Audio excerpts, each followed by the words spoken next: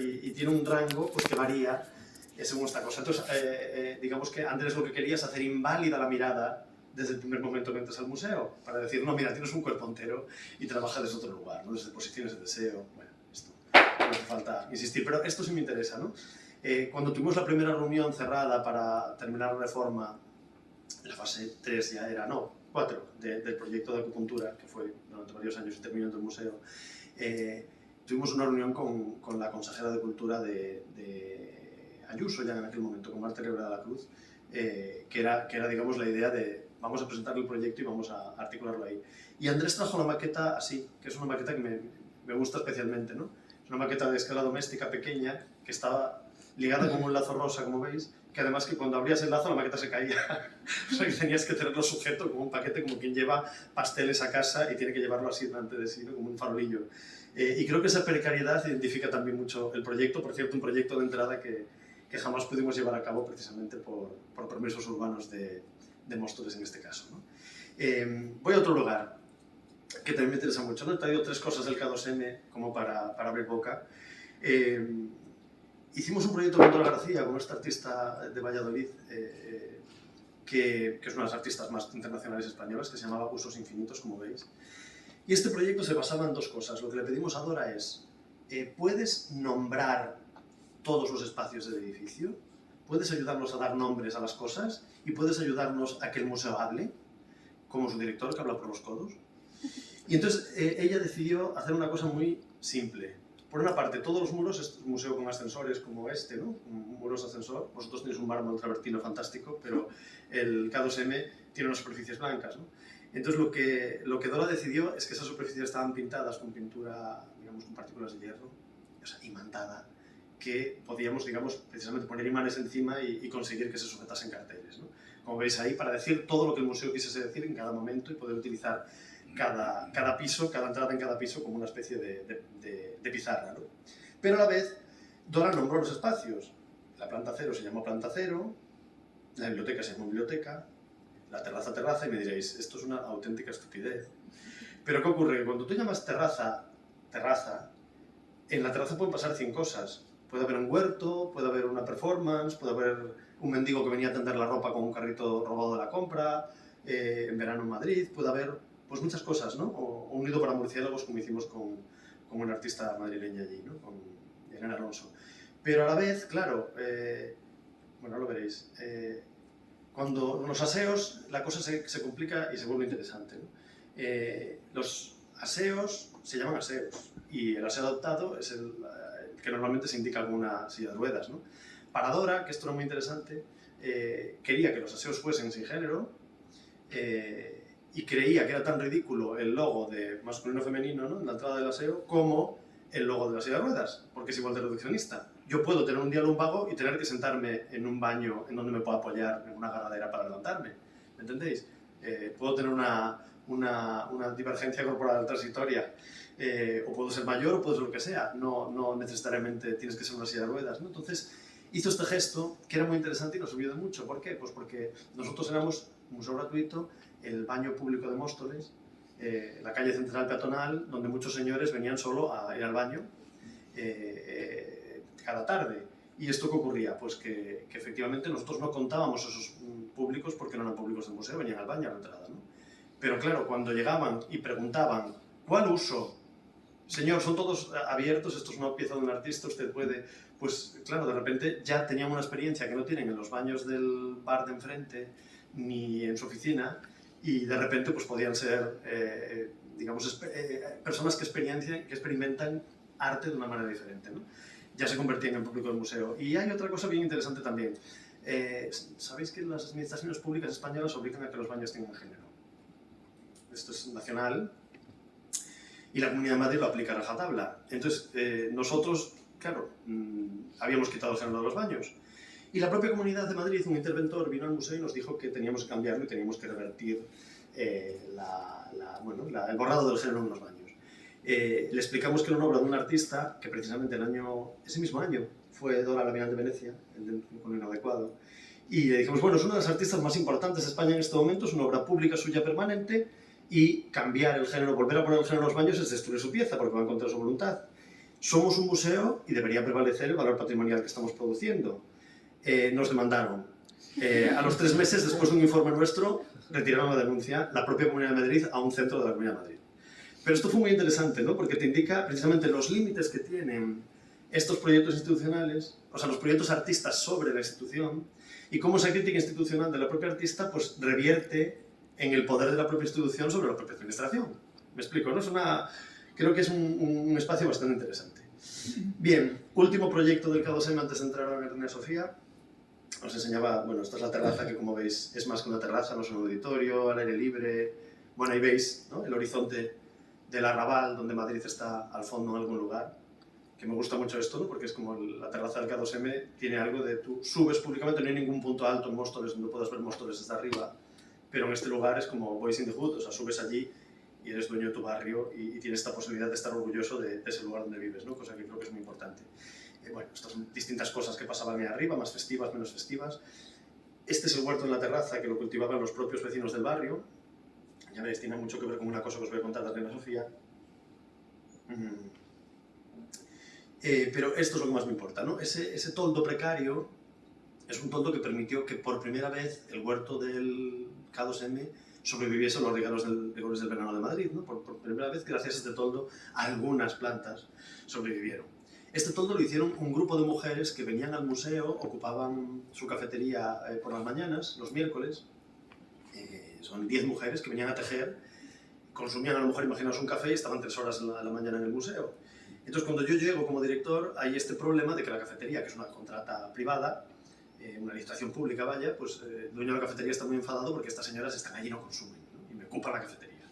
Yo digo, bueno, vamos a comprar una mesa para ellas, la vamos a poner al lado, y si quieren café les vas a servir también. Dijeron, venga, va, pues es un cliente más, seguimos teniendo el mismo sitio, y estas señoras siguieron viniendo, el equipo de educación se iba sentando con ellas, intentaban enseñarnos cómo tricotar, yo era un desastre, pero hablaba con ellas, empezaron a aparecer más mujeres, mujeres musulmanas, traían a sus hijos, pues yo qué sé, pues digamos con diversidades neuronales de muchos tipos, empiezan a aparecer familias de migrantes que recogían las mantas que ellas hacían para asociaciones del barrio, etc. Empezaron a pasar cosas un poco peculiares, pero no era un proyecto del museo, era un grupo de mujeres que allí venían.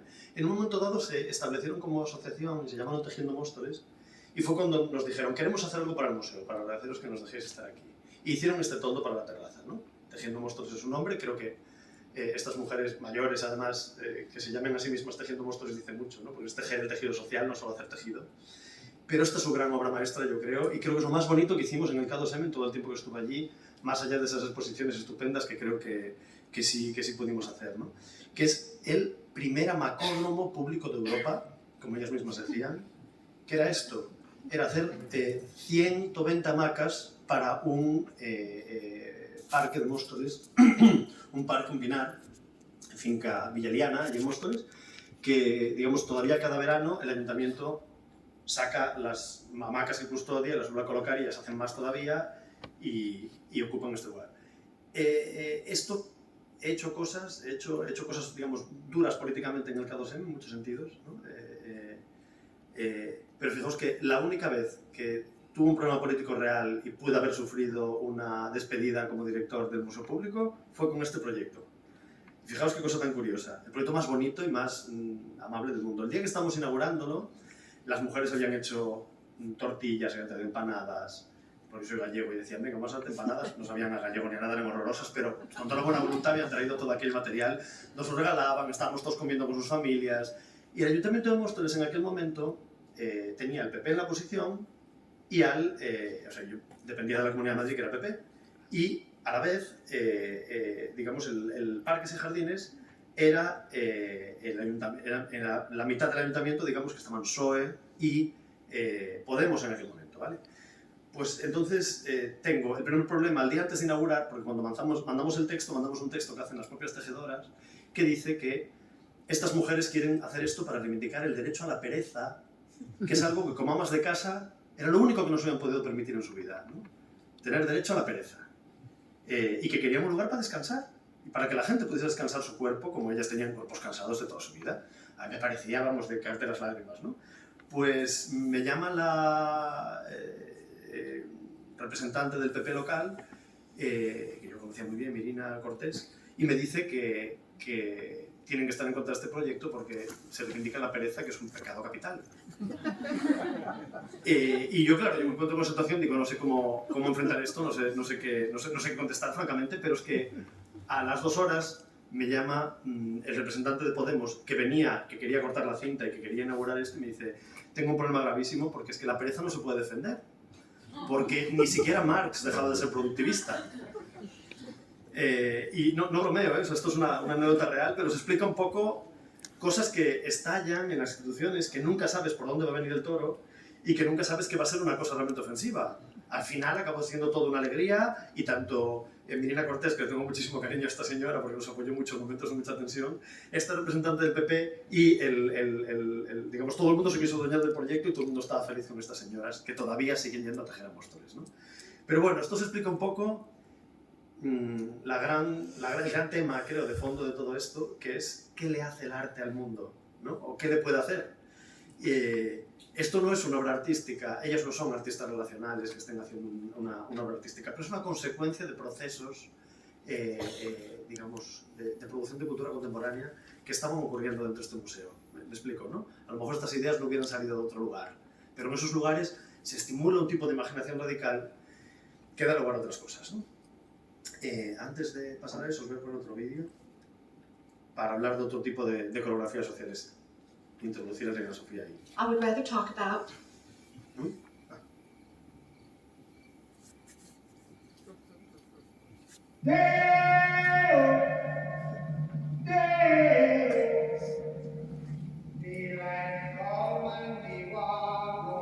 It's cute, Julia.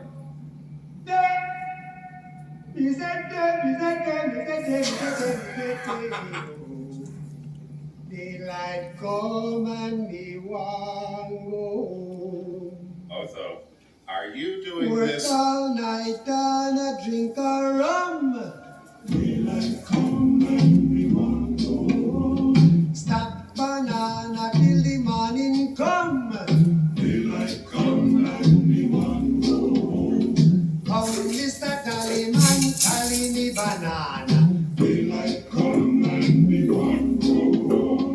Come, Mr. Tallyman, tally me banana. Daylight come and me want go home. Hip 6 foot, 7 foot, 8 foot bunch. Daylight come.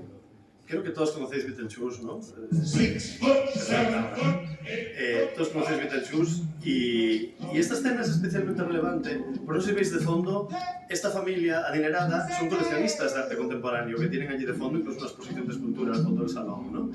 Es una familia que, como veis, esta señora cuando se levanta poseída por el calipso descubre que tiene cadera, que tiene culo, ¿no? O sea, es algo muy actual pensando que es en los 80 cuando esta película se hace, ¿no?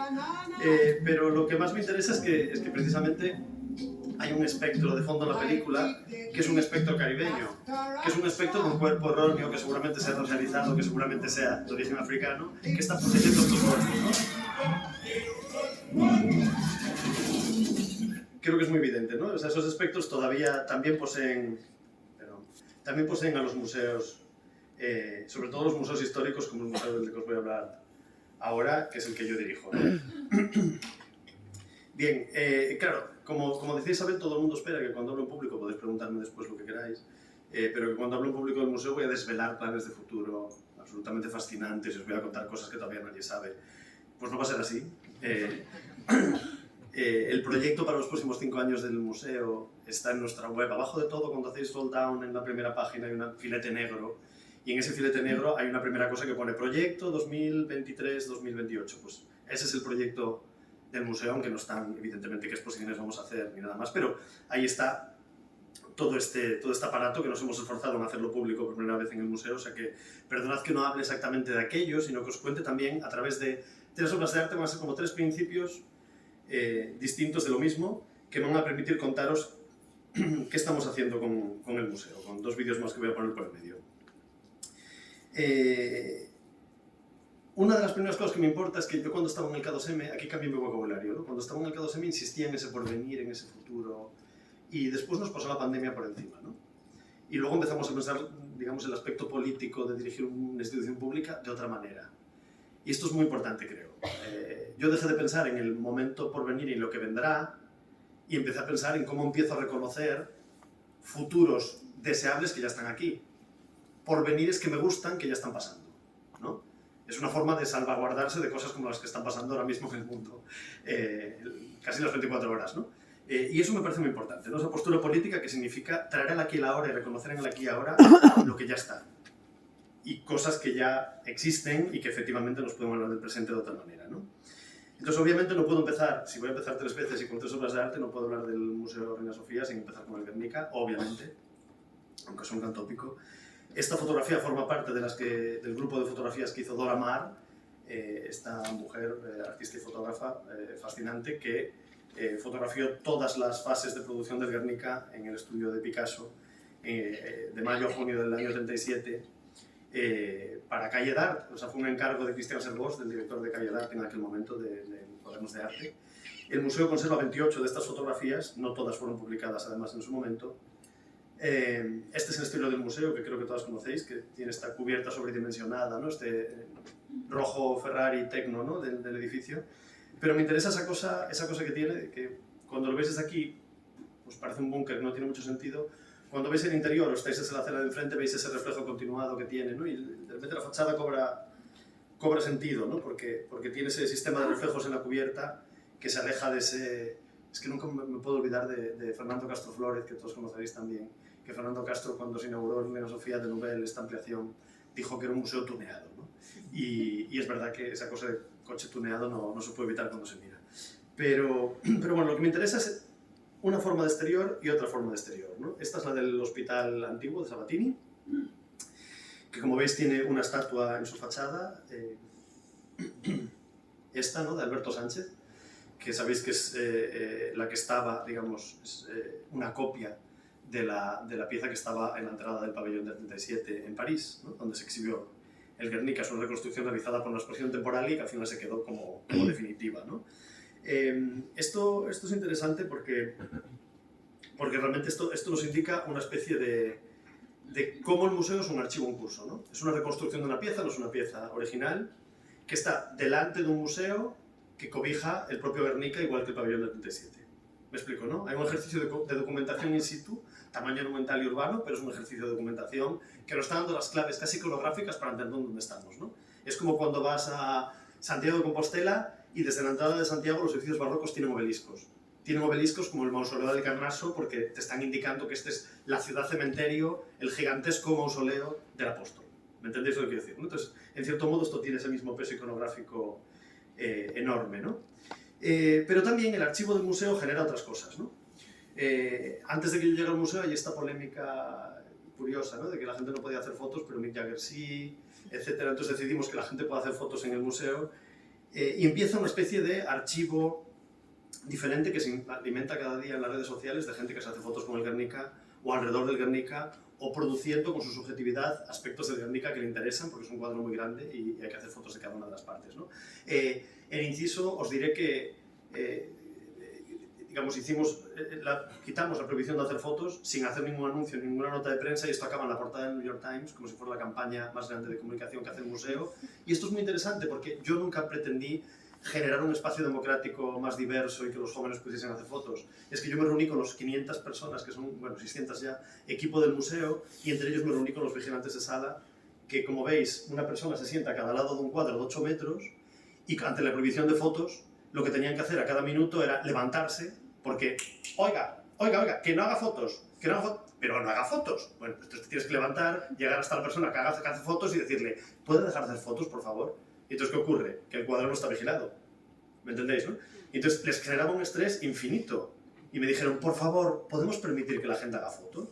Y después pensamos, es positivo para muchas otras cosas. Pero en realidad fue una petición laboral, casi sindical, del propio equipo de vigilancia del museo, no una ocurrencia fantástica, Manuel Segade, que acaba de llegar de director. Esto hay que acreditar cada una de las cosas. Dentro de ese archivo de producción del Guernica, que ahora veis a diario en las redes, insisto, hay un archivo real de la calle, ¿no? De este cuadro saliendo fuera, que tiene que ver con los distintos bombardeos sobre la población civil, sobre distintas poblaciones civiles que han ocurrido a lo largo de del siglo XX, ¿no? Ahí tenéis el uso para la guerra de Vietnam, aquí el no a la guerra del momento de la guerra del Golfo, delante del museo, como veis, curiosamente, además. Aquí es una manifestación en Barcelona ya de Ucrania, perdón. Y aquí tenéis la reconstrucción que hacen de la bandera de Gaza con esta mujer doliente que digamos, intenta darle de mamar a un niño muerto, a un bebé muerto, en Guernica el año pasado, ¿no? O este caso, que es todavía más peculiar, porque esto es este artista, Zoya Cherkassky, que en el Museo Judío de Nueva York el año pasado utilizó, como veis, el ojo del Guernica para hablar digamos, el secuestro bueno, la toma de rehenes del 7 de octubre en Israel hace un año y medio, ¿no? Quiero decir que creo que es muy interesante ver cómo el mismo signo, ¿no? puede interpretarse políticamente de formas muy distintas, esté yo de acuerdo o no, ¿no? Esto pasó en enero del año pasado, digamos, 4 escaladores de Greenpeace subieron a una de las torres ascensores del museo y desplegaron esta lona, que es del artista Obey, de un artista que a lo mejor conocéis por las medianeras que pintó en Málaga. Bueno, en fin, es un artista urbano, ¿no? Bastante mediocre, por otra parte, también os diré. Pero bueno, la historia es que cogió esta cara de un niño gazatí que se había publicado en los medios estadounidenses, puso ese "podéis oírnos, podéis escucharnos", le puso sangre, como veis, en la cara, y además pusieron esto de que se apague, ¿cómo es esto? Ceasefire, cese del fuego, cese de las hostilidades, ¿no? Que se deje de matar, vaya.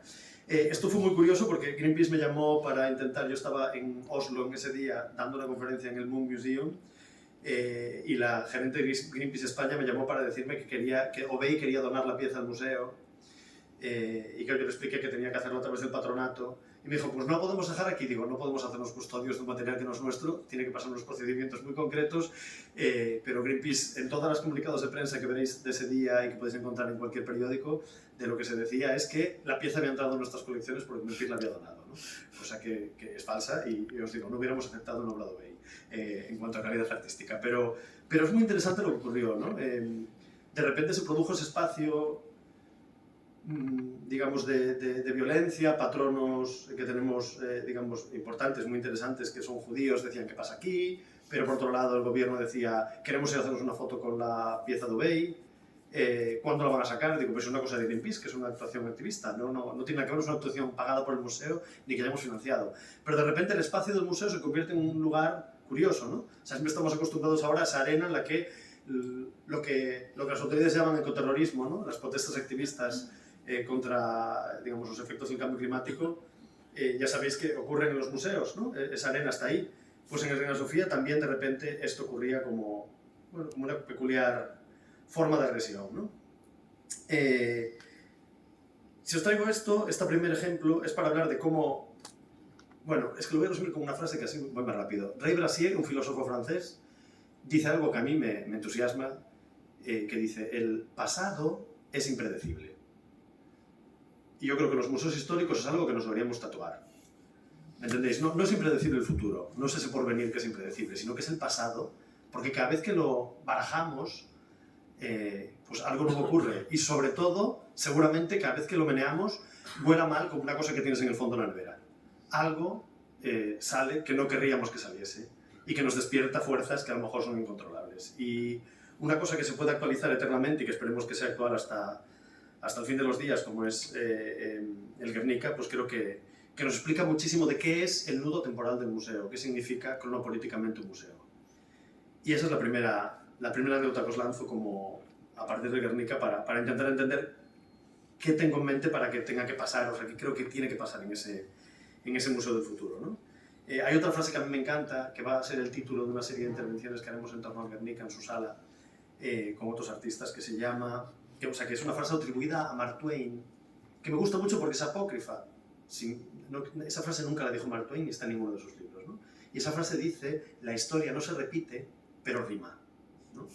Y efectivamente la historia, desgraciadamente, rima demasiado, ¿no? Bueno, esto que veis aquí es el jardín del Museo de la Sofía en el año 85. o sea, el patio del Hospital de San Carlos de aquel momento, antes de ser reformado por Fernández Alba para convertirse en el Centro de Arte Reina Sofía, ¿no? Antes de ser museo. Como veis, o sea, el propio edificio era una fundación del barroco español, una fundación de un rey absolutista del siglo XVII, perdón, sí, finales del XVII. O sea, quiero decir, es un lugar que tiene 4 siglos de historia de hospital, ¿no? Es más, 2 de las empleadas del Museo Reina Sofía, las mayores que todavía trabajan en el museo, nacieron en el museo, que también tenía una planta de maternidades obstetricia, ¿no? Aquí lo veis, digamos, todavía sin hacer, ahora lo veis como es hoy, ¿no? Convertido en un jardín historicista, con sus fuentes, el Calder en el medio, bueno, ese jardín maravilloso que tenemos, ¿no? Cuando la pandemia, Manolo Borja, el anterior director, insistía muchísimo en la idea de que, como era un hospital, era un espacio de cuidados, ¿no? ¿No? Que tendríamos que reivindicar este espacio de los museos como espacio de cuidados, porque efectivamente era lo que tenía en su raíz. Yo recuerdo hablar con él en aquel momento, porque hablamos mucho los directores de museos en aquel momento que teníamos los museos cerrados y teníamos que pensar qué hacer y qué desarrollar. Y hablamos mucho en aquel momento y yo recuerdo que yo le decía algo que ahora me persigue, es otro de esos fantasmas que tiene el espacio que me persiguen, ¿no? Que es que un hospital de 400 años no es un hospital de cuidados, o sea, no es un lugar de los cuidados, sino que es un lugar donde se han manifestado una y otra vez todas las prácticas exclusionarias de la medicina oficial de 4 siglos. Quiero decir, en ese lugar se ha decidido qué cuerpos merecían ser salvados, qué cuerpos merecían morir. Bueno, creo que no os lo tengo que explicar, ¿no? Todos entendemos la evolución moral de las medicinas, la evolución moral o digamos, de calidad jerárquica de la comprensión de los cuerpos de diferentes razas, de diferentes géneros, ¿no?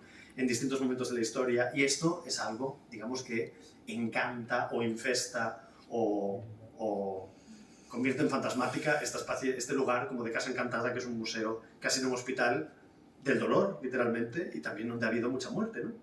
Y también mucha curación, espero, ¿no? Bueno, esto que os enseño, mirad, fijaos que el arquitecto en su día decidió hacer ese jardinamiento, que no existían planos de cómo era este jardín. Solo sabemos que las fuentes estaban en su sitio, pero aquí nunca hubo un jardín, digamos, como si fuese un jardín ordenado, como lo tenéis ahora en estos parterres, ¿no? Esto lo decidió Fernández Alba y decidieron que era un jardín historicista. Entonces, hace el año 2019, no sé contar los años, perdonad, hace 7 años, ¿no?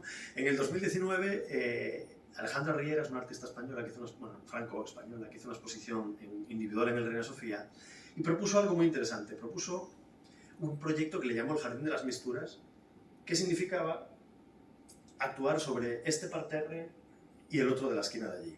Uno de sol y uno de sombra, como él llamaba, ¿no? Como ella llamaba. Y el proyecto consistía en lo siguiente.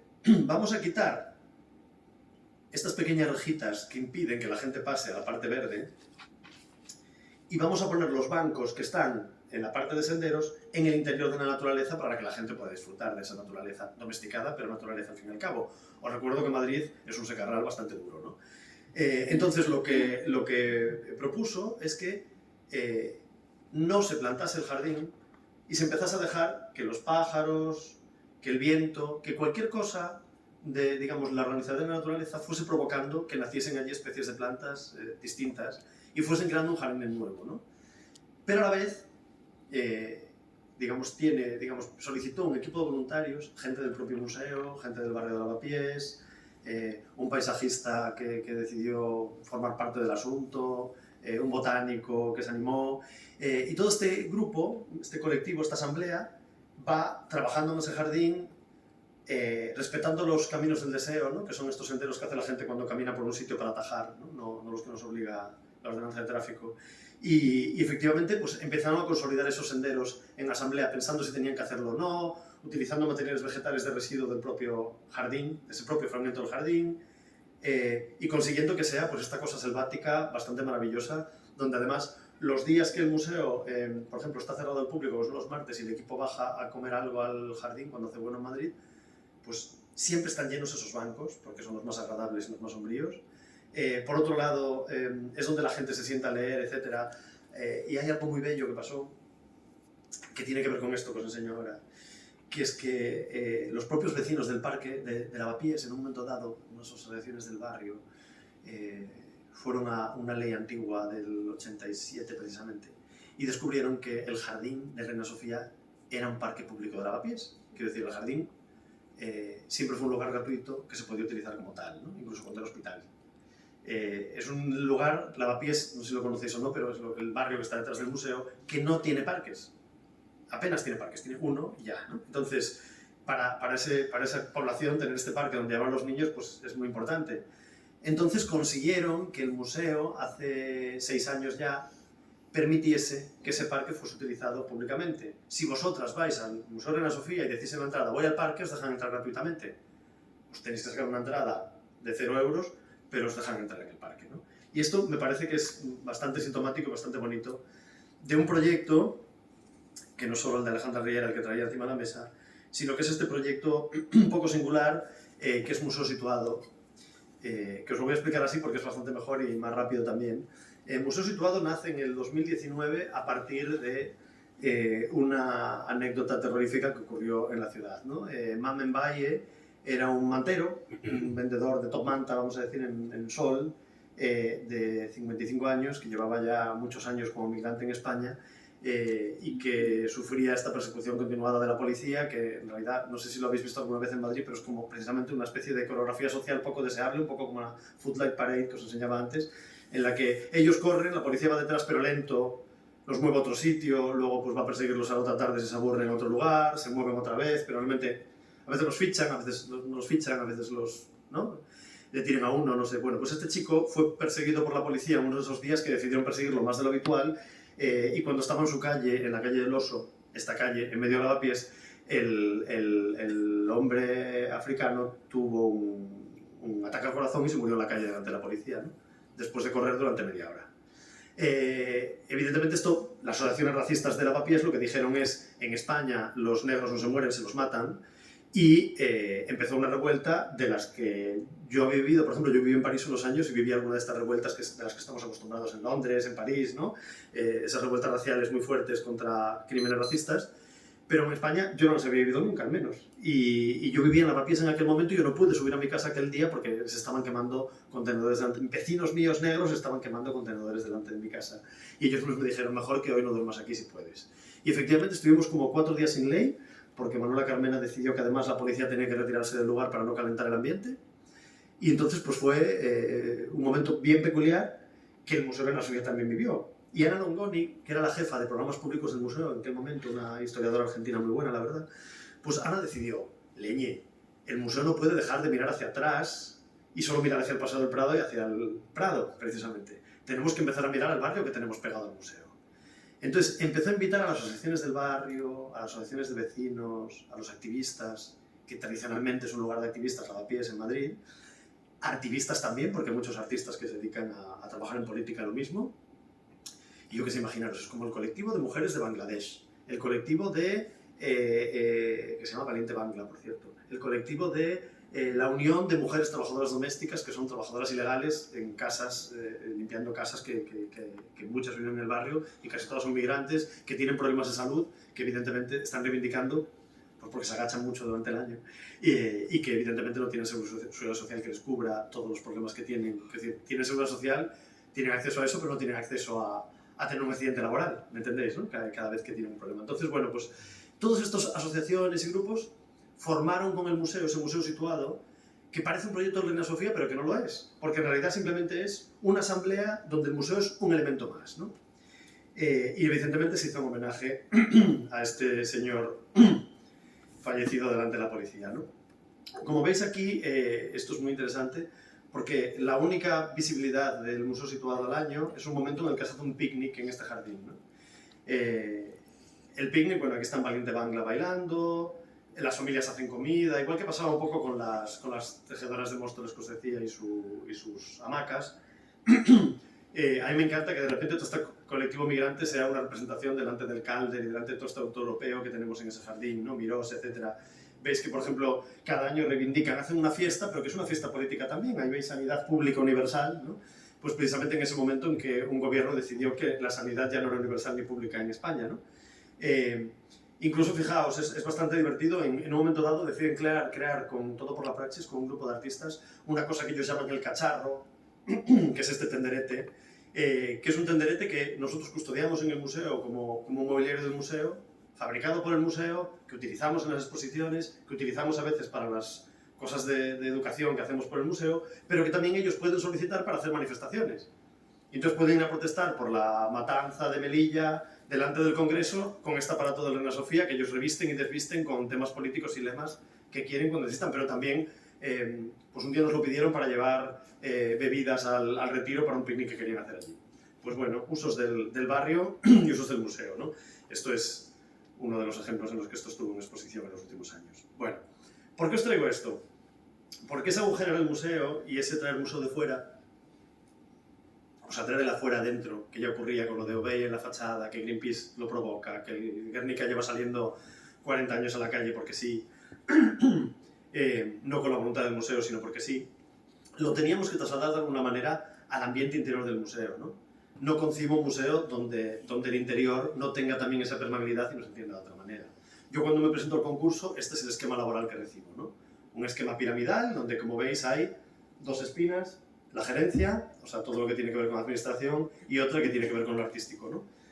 Bueno, la tercera es un pequeño gabinete de dirección mínimo que tenéis ahí, ¿no? Entonces, claro, yo esto lo sentía como una cosa del siglo XIX que ya no puede funcionar en el presente y menos para las estrategias que necesitamos implementar en un museo como el nuestro, ¿no? No voy a entrar en más detalle porque está en prensa ya, lo tenéis en la web del museo, etcétera, pero lo que construimos fue esto, ¿no? Un sistema de no 2 direcciones sino 4, donde veis que a la gerencia y a la dirección artística se suman una dirección de comunicación para comunicar lo interno y lo externo, porque como os decía, somos muchos trabajadores dentro y también hace falta mucha comunicación, mucho sistema. Un gabinete institucional que comunica el interior y el exterior en el sentido de públicos, stakeholders en inglés, perdón, patronos, personas que pueden patrocinar, coleccionistas, distintas esferas públicas, incluso las relaciones institucionales con la política, y una dirección de estudios, que es esta, que realmente es la parte que se refiere a la producción de investigación y de conocimiento del propio museo, ¿no? Entonces, lo académico, lo paraacadémico, etc., ¿no? Entonces, como veis, esto ya es un ecosistema diferente que parte de que el cuerpo del museo es un cuerpo interdependiente. Os puse un estúpido, pero Yayo Herrero, una ecofeminista muy importante española, siempre cuenta que un ecosistema, un bioma, para que sobreviva, digamos, si tienes un jardín y quieres que ese jardín prolifere, tienes que tener especies muy diferentes, que se comunican unas con otras de alguna manera y que generan un ecosistema que es salvable y que prolifera. Si no, la vida no existe. Entonces, ¿cómo va a existir la vida en un museo de 600 personas trabajando que no tenga una interdependencia continuada y que no desarrolle herramientas de este tipo para crecer, ¿no? Bueno, esta es la imagen más importante que os voy a enseñar hoy, la más banal seguramente, pero me importa especialmente, porque como veis ahí, esto es una hoja de cartón corrugado, ¿no? El cartón corrugado sabéis que es, digamos, uno de los sostenes del mundo a día de hoy, ¿no? Toda la amazonización del mundo, la articulación logística de la circulación de mercancías, todo es gracias al cartón corrugado, ¿no? Donde recibimos todos nuestros paquetes en casa y donde mandamos cualquier cosa, que no es una obra de arte, al mundo paquetada. Esto me interesa muchísimo porque yo no soy ingeniero, pero a mí me llama mucho la atención la estructura técnica del cartón corrugado, porque son 3 láminas exactamente del mismo tipo de papel. Son 3 láminas de papel que si las cogemos ellas solas y yo intento levantar un vaso con ellas, no podría levantar el vaso, seguramente incluso con humedad se abrirían y se romperían. Pero como están corrugadas no pasa eso. Como tienen ese zigzag interior, una de las 3 está corrugada y de repente adquieren una resistencia un poco especial, ¿no? ¿Por qué me interesa esto? Pues porque esto es un modelo estructural que a mí me parece apasionante. O sea, son los vacíos y los huecos de una estructura lo que la hace robusta y resistente. Esto esos vacíos en biología se suelen llamar espacios intersticiales o intersticios. Y por ejemplo, yo ahora estoy hablando y a la vez respirando gracias a que tengo intersticios, espacios intersticiales entre mis órganos que separan sus funciones y me permiten precisamente que pues, mi corazón lata y todo siga funcionando perfectamente, ¿no? Entonces, es una metáfora que parece pequeña, pero que me parece muy importante, porque a veces nos olvidamos de lo importantes que son los vacíos y los huecos dentro de una estructura, y también dentro de una estructura humana, ¿no? Brian Massumi, que es un teórico precisamente de las estructuras y de los afectos, canadiense, muy, muy interesante Massumi, tiene una frase que a mí me gusta mucho que dice que los vacíos son espacios estructurales que se llenan, cuando hay vacíos, se llenan de afectos automáticamente, ¿no? O sea, son huecos estructurales dentro de una red que cuando tienen un vacío se llenan de sistemas afectivos. Y esto me parece que es una idea absolutamente interesante porque sin afecto ningún sistema ni ideológico ni interpretativo, creo, podría realmente existir, ¿no? Y esto es una de las cosas que yo intento construir en cualquier museo en el que trabajo, ¿no? Y vamos a ir acercándonos al final, pero quiero poneros un ejemplo en vídeo de estos sistemas afectivos, en este caso creado en el Centro de Arte 2 de Mayo, en un momento muy concreto en el que hicimos una exposición que se llamaba Elements of Vogue, que trataba de la performance radical negra en el momento de Black Lives Matter y de esta intersección entre género, raza y sociedad. Espero que lo vamos a oír, a ver si...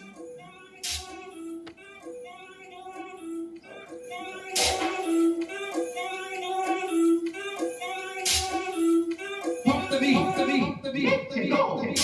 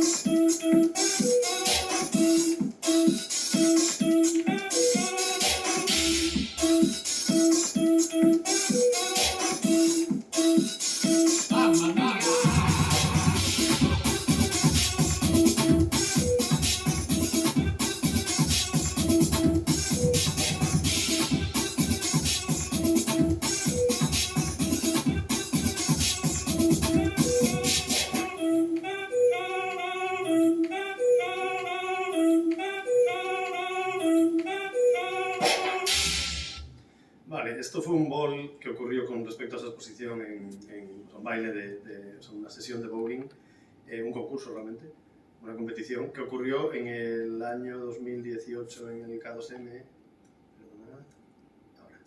que ocurrió en el K2M en el 2018. ¿Y por qué os lo traigo? ¿No? Pues, bueno, uno, porque me encantaría que nuestros museos fuesen todos así de vivos, ¿no? Que estos creo que son los museos que nos merecemos esto, que haya artistas que diseñen un espacio como este dentro de una exposición para que cuerpos supuestamente erróneos dentro del espacio de un museo ocurran. Pero me interesa por hablar de una cosa muy básica, ya ahora entrando en la última cosa que os quiero contar. Ahora parece que la gente creyese que hay una moda en la que los museos nos hemos vuelto feministas y nos hemos vuelto interesados por los temas decoloniales y por los temas racializados y por los pobres y por los niños de Biafra y por... Nos parecemos las peticiones de misa, ¿no? Y en realidad esto no es cierto porque nosotros trabajamos con arte contemporáneo y el arte contemporáneo nace en los 60 en un régimen muy concreto, ¿no? Vosotros sabéis que existe la modernidad, tal y como la entendemos, que digamos culmina en las duchas de Auschwitz, como dice Sigmund Bauman, ¿no? Digamos que ese proceso de modernización del mundo, ese progreso infinito y esa maquinización del mundo tiene su límite en el momento en el que se construye la producción industrial de la muerte, ¿no? Eso lo dicen los teóricos del siglo XX, no yo, y lo dicen personas tan importantes como Adorno, y yo no soy nadie, ¿no? Pero ¿por qué me interesa traer eso a la cabeza? Pues porque hay una crisis de la cultura occidental, al menos en los años 50, precisamente después de la posguerra de la Segunda Guerra Mundial, después de ese shock inmenso del mundo, y luego, digamos, intentan reconstruir las cosas de otra manera, ¿no? Y pasa algo, que son los 60, y a lo largo de los 60 se empiezan a producir, digamos, cambios en el cambio ideológico, pero también cambios en las presencias sociales y cambios en las formas de producir significado que dan lugar a lo que entendemos por el régimen contemporáneo. Por algo el arte conceptual nace en los 60, por algo el minimalismo nace en los 60, por algo las raíces de cosas como las que vemos en este Museo Maca nacen en ese momento, ¿no? Por eso seguimos entendiendo que estamos en el arco de la contemporaneidad, ¿no? De ese régimen contemporáneo de producción de sentido. Bueno, si lo pensáis es que en los 60 también pasa la segunda oleada del feminismo. La segunda oleada del feminismo es fundamental porque una señora como Marina Abramovic no se pone en pelotas y empieza a hacer performance porque tenga una pájara. Es que forma parte de todo un contexto de presencia del cuerpo de la mujer en el espacio público, en el que la performance, que casi todas las veces que nacen cuerpos de mujer en ese momento, ocurre ahí. O O sea que es indisociable la segunda ola del feminismo del nacimiento del arte contemporáneo. Al mismo momento, en el año 69 se produce la revuelta de Stonewall, que es la revuelta LGTBIQ, que como conocéis se reivindica cada año en el orgullo gay y precisamente significa otra revuelta contra un sistema de los géneros que parecía un poco cerrado en aquel momento, ¿no? Y sigue pareciéndolo ahora. Al mismo momento se produce mayo del 68, que es una revuelta estudiantil, con ecos en todo el mundo. ¿Pero qué es una revuelta estudiantil? Es una revolución de clase. O sea, el sistema de género no es el correcto, parece ser, para vivir en el mundo, o para que todas podamos vivir a gusto, y lo mismo pasa con el sistema clasista, ¿no? En el que todavía nos movemos también por otro lado, ¿no? Y por último, a la vez en los 60 recordaréis que se producen todas las independencias, de alguna manera, oficiales al menos, de los países del sur, de los antiguos países, de los antiguos, digamos, imperios coloniales europeos. O sea, de las presencias que ahora tenemos en lavapiés a lo que pasa en los 60 con las independencias de esos países, creo que no hay nada. O sea, quiero decir, si seguimos en ese arco en el que todavía en el Parlamento tenemos que discutir el feminismo, creo que tiene que ver con que seguimos con el mismo problema y el mismo arco de problemas que empiezan a nacer en los 60, ¿no? Entonces, lo que quiero decir es que el cuerpo adquiere una centralidad total, no solo en el arte contemporáneo, sino en el régimen de contemporaneidad en el que vivimos. Y sigue siendo un campo de batalla. Y por eso los museos de arte contemporáneo nos interesamos por el cuerpo, y por eso nos interesamos por el feminismo, y por eso nos interesamos por las etnicidades. ¿Me entendéis? No porque de repente nos hayamos despertado, sino porque tenemos en las colecciones no objetos, sino una serie de sujetos que interpelan, que hablan de estos temas. Y la colección de Javier y Michael, o sea, de Jenkins y Romero aquí, efectivamente es una colección cuyo espacio central, creo, ¿no? Corrígeme, Rosa, pero es el cuerpo, ¿no? Es esa especie, ese campo de batalla que todavía sigue siendo un campo de batalla. Creo que el día que ya no necesitemos hablar de estos temas, no necesitemos decir, hemos hecho la primera exposición de una mujer artista o ha llegado la primera mujer directora del IBAM. Cuando dejemos de decir esas cosas, seguramente sea el momento en el que el régimen contemporáneo ya ha acabado y entremos en otro, o eso espero, ¿no? Y no vayamos hacia atrás. Pero bueno, creo que esto os indica un poco ese espacio, esos espacios de hueco de los que también me gustaría que pensásemos y que tuviésemos aquí. Último punto. Y este es muy breve. Uno de los fantasmas más bonitos que hay en el Centro de Artes de Mayo, perdón, en el Museo Reina Sofía, es en esta Torre 2 del museo. O sea, si vais y lo queréis buscar, tenéis que ir a la Torre 2. Que nadie sabe, no está indicado en ninguna parte, pero todos los vigilantes y todas las personas del museo saben cuál es la Torre 2 porque solo hay dos torres. Esa Torre 2 tiene estos trazos que no sé si alguna vez lo habéis visto. ¿Alguien ha visto esto? ¿Sí? ¿Y sabéis qué es? ¿Sabéis qué es? Bueno, porque tú lo viviste seguramente, ¿no? Bueno, en fin. Esto que veis ahí son dos líneas de pintura que recorren por el suelo toda la escalera del museo, los 4 pisos hacia abajo, ¿no? En el año 2000, bajo la dirección en aquel momento de Pepe Guirao, bueno, la verdad es que Pepe era amigo y me parece muy bonito recordarlo como homenaje, ¿no? Me encanta estar en un mismo sitio donde él estuvo como director. Y Pepe realizó un complejo proyecto en 3 partes, un proyecto sobre arte latinoamericano muy interesante, que se llamó Versiones del Sur, 5 propuestas en torno al arte en América, ¿no? Las 3 fueron muy importantes y muy interesantes.